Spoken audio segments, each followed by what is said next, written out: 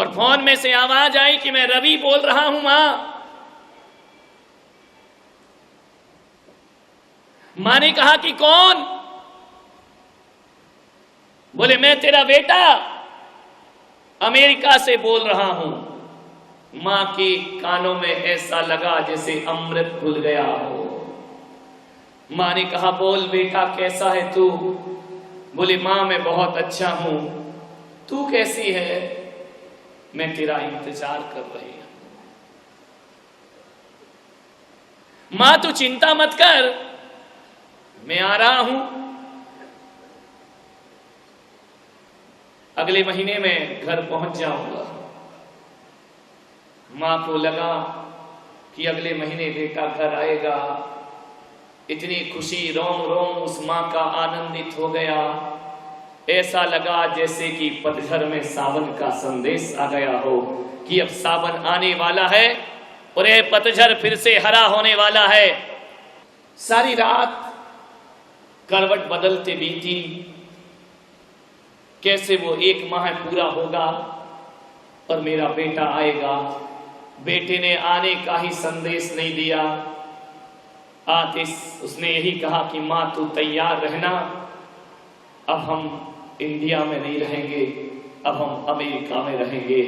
मां ने कहा कि बेटा तू क्या बोलता है? उस बेटे ने कहा कि मां तेरी बहू कहती है कि अब माँ जी को यहीं लेकर के आ जाओ।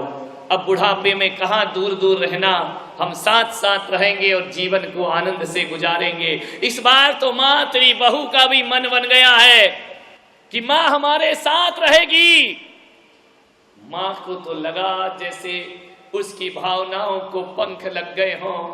माँ के दिल में एक तसल्ली हुई कि चलो अब बुढ़ापा मेरा अच्छे से कट जाएगा, बुढ़ापा बड़े सुकून और शांति से व्यतीत हो जाएगा।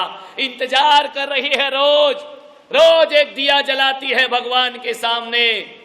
याद रखती है कि अब 15 दिन बचे हैं बेटे के आने के।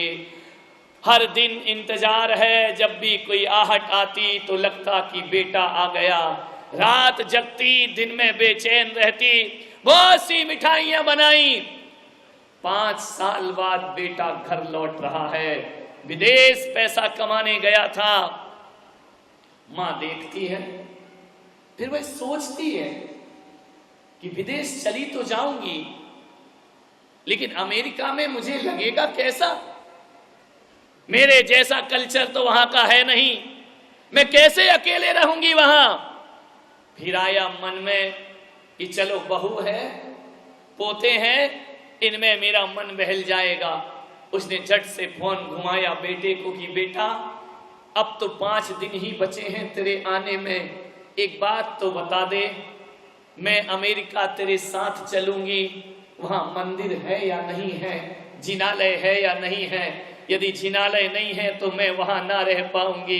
बेटे ने कहा मां तू चिंता क्यों करती है, अमेरिका में भी एक भव्य जिनालय है, जिनेंद्र भगवान का मंदिर है, अपने घर से थोड़ा दूर है, तू चिंता मत कर, मैं तुझे रोज गाड़ी में ले जाऊंगा। और अब तो तेरी बहू को भी कार चलाना आती है, रोज मंदिर ले जाएगी। एक बार की तो बात क्या, माँ तू कहेगी तो सुबह भी मंदिर जाएंगे और शाम भी मंदिर। ये जैनत्व के संस्कार हैं। यहाँ धन दौलत या मकान की कीमत नहीं होती। हमारी समाज की महिलाएं ये नहीं देखती कि मोहल्ला कैसा है, वो ये देखती हैं कि वहां भगवान का मंदिर है या नहीं है। ये संस्कार है मंदिर जाने के। मां तू सब तैयारी कर लेना, पूरा सामान जमा लेना।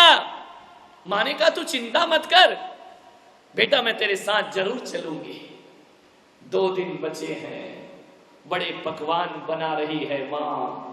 मेरा बेटा बरसों के बाद लौट करके घर वापिस आ रहा है, और घर वापिस ही नहीं आ रहा है, ऐसा संदेश लेकर के आ रहा है जिसकी आस भी मैंने जीवन में खो दी थी। विदेश में रहता था, 1500 रुपए हर महीने भेज दिया करता था।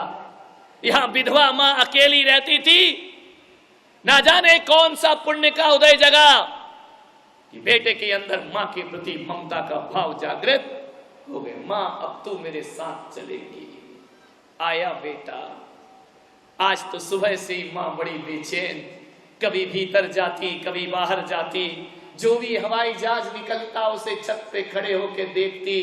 आज मेरा बेटा रवि आ रहा होगा, ना जाने कौन सी फ्लाइट में बैठा है, ना जाने कौन से प्लेन में बैठ करके आ रहा है, बार बार निगाहें ऊपर डालती, अब आ गया होगा, बार बार इंतजार करती।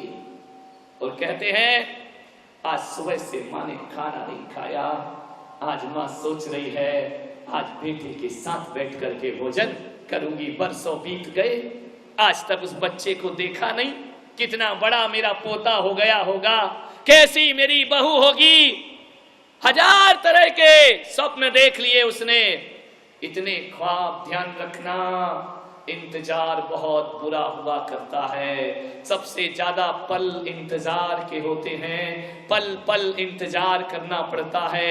एक हवा का झोंका आता है, फिर दौड़कर बाहर निकलती है, कोई रिक्शे की घंटी बजती है, फिर दौड़ करके बाहर आती है, देखती है कहीं बेटा तो नहीं आ गया। पूरी डाइनिंग टेबल सजा कर रखी, आरती का दिया सजा के रखा, मेरे बेटे का स्वागत करूंगी, तिलक लगाकर उसका अभिनंदन करूंगी। और एक घंटी बजी घर के दरवाजे की, दरवाजा खोला तो सामने जवान बेटा खड़ा हुआ, आंखों से छल छला गई आंखें। बेटे ने माँ को प्रणाम किया, लिया अपनी बाहुओं में भर लिया, समेट लिया अपनी बाहुओं में। कहते हैं माँ यदि अपनी बाहुओं में समेट ले औलाद को तो दुनिया भर की थकान तो क्या, जिंदगी के सारे जख्मों को भी मलहम लग जाया करती है। मैं आपसे निवेदन कर रहा हूं, कितने भी बीमार हो, कितने भी सिर में दर्द हो रहा हो, दवाइयां लेकर खाओगे, कई तरह के उपचार करोगे, मैं कहता हूं कि कितना भी बड़ा बेटा क्यों ना हो जाए, यदि सिर में थोड़ा सा भी दर्द है, अरे माँ की गोद में अपना सिर रख देना, और माँ ने अपनी उंगलियों से सहला दिया, उस दर्द को भागने में फिर ज्यादा देर नहीं लगा। माँ से बड़ा क्या है, माँ से बड़ी दुआएं कहाँ मिलती हैं। कौन है जो हमें मुफ्त में दुआ देता हो। एक दोस्त दोस्ती करता है तो बदले में कुछ भावनाएं रखता है,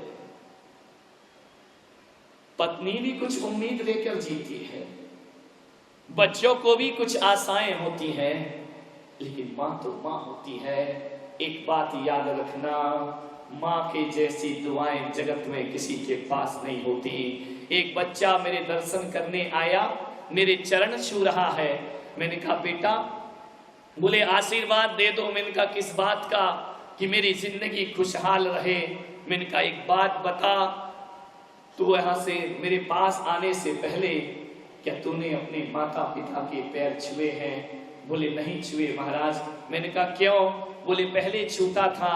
मैंने कहा क्या मतलब? बोले जब मैं छोटा था तब मैं माँ बाप के पैर छूता था, अब मैं बड़ा हो गया, मैंने ऊपर से नीचे तक देखा, तू कितना बड़ा हो गया। एक बात याद रख, बेटा चाहे वकील बन जाए, डॉक्टर बन जाए, इंजीनियर बन जाए, मैं तो कहता हूं प्रधानमंत्री नरेंद्र मोदी भी क्यों ना बन जाए, कोई भी औलाद अपने माँ बाप से बड़ी कभी नहीं हो सकती है। माँ बाप की नजरों में वह छोटा का छोटा ही रहेगा। अरे इतने बड़े मत बनो कि माँ बाप छोटे दिखाई देने लगे। हे प्रभु, इतनी ऊंचाई मत देना जहां से माँ बाप की ऊंचाइयां कम पड़ने लगे। बेकार की वो ऊंचाइयां होती हैं। एक आदर्श प्रस्तुत किया, नरेंद्र जी मोदी जब जीते, भारी बहुमतों से जीत कर आए, सबसे पहले वो कहीं नहीं गए, ना किसी नेता से मिले, ना किसी रईस अमीर आदमी से मिले, वह जाकर के सबसे पहले अपनी माँ के चरणों का स्पर्श किया करते।